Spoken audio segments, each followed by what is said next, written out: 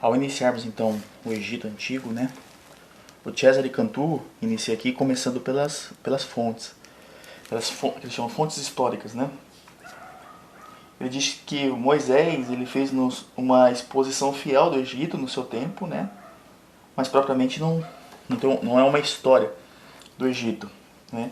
Os historiadores hebreus, ele diz que o seguiam, só falam dele, do Egito, né, quando figura ou tem relação com outros acontecimentos da sua própria nação. Ele diz, o escrupuloso Heródoto viajou neste país perto de 60 anos depois que os persas destruíram os tronos dos faraós e obteve esclarecimentos dos sacerdotes de Mênfis. Mais tarde, Diodoro também obteve do de Tebas, né? Finalmente, Maneton, sacerdote e gramate dos recintos sagrados do Egito, de raça sabenítica, cidadão de Heliópolis, escreveu no reinado de Ptolomeu Filadelfo um tratado a respeito do Egito, uma parte do qual, traduzida por Eusébio, foi conservada até os nossos dias, assim como os fragmentos do judeu Flávio Joséfo. Então esses três historiadores, né, Heródoto, Diodoro e o Maneton, são os três focos da ciência egípcia inicial, né? De forma que a gente pode tratar então os templos de Mênfis, de Tebas e de Heliópolis como fontes originais, né? Fontes mais antigas da história do Egito, né? Diz assim, no tempo de Heródoto, a leitura dos hieroglifos tinha lhe tornado tão difícil que, de grosso rolo de papiro, só puderam decifrar os nomes de 330 reis. O pouco que souberam dizer-lhe só se referia ao seu templo. Eram elogios aos reis que o engrandeceram e favoreceram as blasfêmias.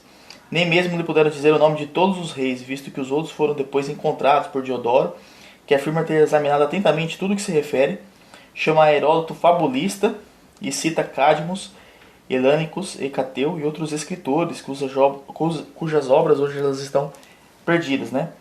Nascido no meio dos sacerdotes, o Maneton podia alcançar para seu poder os mais seguros documentos, já que ele estava em posse dos documentos de Estado, né?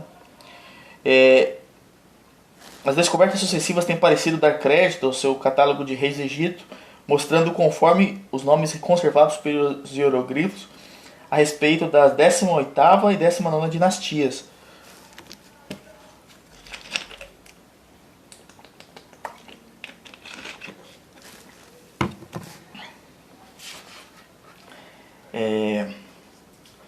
Aí, o mais ilustre rei que aparece nesses documentos é Sesostris, né? Pois bem, o historiador Flávio Joséfo nega que ele fosse rei, por exemplo. Maneton e Queremone fazem-no nascer de Amenófis, príncipe fraco, a qual, aterrado pelas predições e pelos prodígios, fugiu diante de uma multidão de leprosos amotinados e se refugiou na Etiópia. Queremone diz que nessa ocasião a rainha estava grávida e que deu ao mundo uma caverna e, chegada à adolescência, ele recuperou o reino paternal.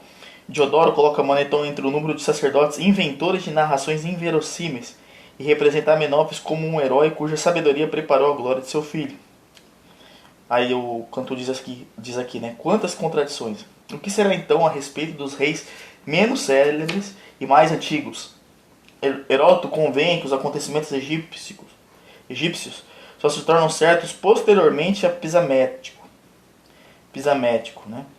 Talvez porque o acesso do país estivesse então livre dos gregos e uma colônia de jônios e de carianos fosse fundada num sítio chamado Campos. Desde o Mediterrâneo até o Sanar, desde o deserto da Líbia até o Golfo, milhares de monumentos nos revelam povos cujas artes, costumes e culto têm o mesmo caráter que durante muitos séculos e parecem ter progredido com um passo igual, né? O Egito parece que não teve evolução temporal, né? Isso é uma característica que eles dizem civilização egípcia conservadora. Nesse sentido, né? Não parece que a roda da história não trouxe mudanças para lá, né? Muitos viajantes tinham descrito os monumentos egípcios, Pocock e Norden, melhor do que todos os outros e contudo ainda incompleta, quando Napoleão enviou uma comissão de sábios e artistas para copiar fielmente os lugares, né? Contudo, poucos exemplares da viagem de Denon foram postos em circulação em desenhos, ainda que admiravelmente executados. A obra gigantesca intitulada Descrição do Egito, cuja publicação começou sob proteção do governo imperial, ainda menos se podia tornar popular. Hamilton e Leake tiraram partido desses materiais, e depois deles o italiano Belzoni, observador exato, ainda de medíocre erudição, né? Trabalhou com esses dados também. Depois o general Minutoli, que na sua viagem copiou os mesmos monumentos com uma exatidão diplomática. E o francês Caillot, que descobriu as ruínas de Meroé, mãe de Tebas, e se descreveu atravessando a Núbia e o reino de Sanaar, uma espécie de construções colossais semelhantes às do Egito. O Cantu diz que vai passar em silêncio dessas expedições e vai trabalhar só com a de Champollion e outra toscana feita por Hipólito Rossellini, as quais estenderam muito os nossos conhecimentos a respeito desse país e todavia menos do que se esperava. Contudo, examinando as inscrições dos monumentos, uma crítica imparcial reconheceu serem recentes aqueles a que se tinham assinalado a data muito remota, né?